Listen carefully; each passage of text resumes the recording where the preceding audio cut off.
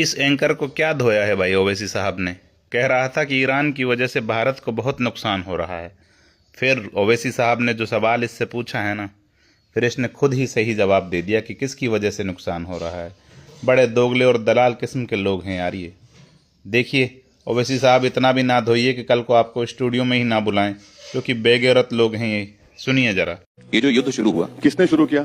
अबे जल्दी बोल। आप बताइए, आपने क्या ऑब्जर्व किया? मैंने आपसे क्या पूछा, आपने क्या ऑब्जर्व किया? एंकर हैं, आपने युद्ध किसने शुरू किया? अमेरिका इजराइल ने शुरू किया। खत्म हो गया। जब अमेरिका इजराइल युद्ध शुरू किया, उसका नुकसान भारत को नहीं हो रहा है। बात तो सही है। कितना नुकसान हो रहा है भारत को देखिए आप। यूरिया की कमी आ गई, फिर हमारे पास अब गैस की कमी आ गई, कमर्शियल गैस तो बंद हो गया। एक बात बताइए, मैं मुकम्मल प्रधानमंत्री की जगह आप होते तो क्या करते इन परिस्थितियों में? अभी बता दे भाई। सबसे बड़ी गलती प्रधानमंत्री ने की जो इजराइल गए। जब प्रधानमंत्री गए वहां पर उनको मालूम था कि हमला होने वाला है। हम दमदारी से कैसे कह सकते हैं, उनको पता था। सुन तो लीजिए।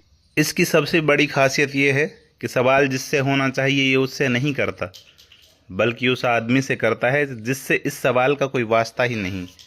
देखिए अब गुल्लू 2.0 को किस तरह से धोया है ओवैसी साहब ने। 1 करोड़ भारत के नागरिक वहां से हर साल 40 से 50 बिलियन डॉलर का फॉरेन एक्सचेंज भी जाते हैं। उसको आप क्या करेंगे? अभी से पसीना छूट गया। अगर वो वापस आना शुरू कर दिए तो यहाँ पर तो कोई नौकरी नहीं है। महाराष्ट्र के किसान गाली दे रहे हैं कि उनका सामान नहीं जा रहा है। उसकी जिम्मेदार कौन है बताइए आप? मुझे क्रेडिट नहीं चाहिए। स्ट्रेट ऑफ हॉर्मुज से चाइना और जापान के कश्तियां बराबर आ रही हैं। हमारी इंस्टॉलमेंट में 2-2, 3-3 आ रही हैं। 3 कश्तियां आई तो आपने टीवी पर ओ जिंदाबाद के नारे लगाए। वो 3 कश्तियों में गैस तो सिर्फ 1.5 दिन की थी। 11 साल में नरेंद्र मोदी की सरकार ने गैस का कोई स्ट्रेटेजिक रिजर्व बनाया नहीं। अगर $1 बढ़ता है, कितना करंट अकाउंट डेफिसिट बढ़ेगा बताइए?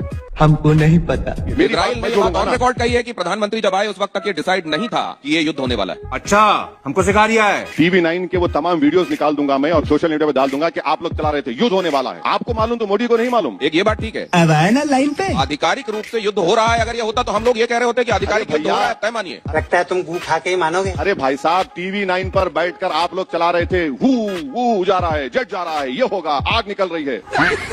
आपको मालूम और मोदी को नहीं मालूम। हम तो समझ रहे थे कि मोदी ने आपको ही बताया कि जंग होने वाली है। गजब बेइज्जती है। और अफसोस की बात यह है कि पाकिस्तान में बैठकर उसकी जंगबंदी की बात हो रही है। अब उस पर नहीं बोलेंगे आप।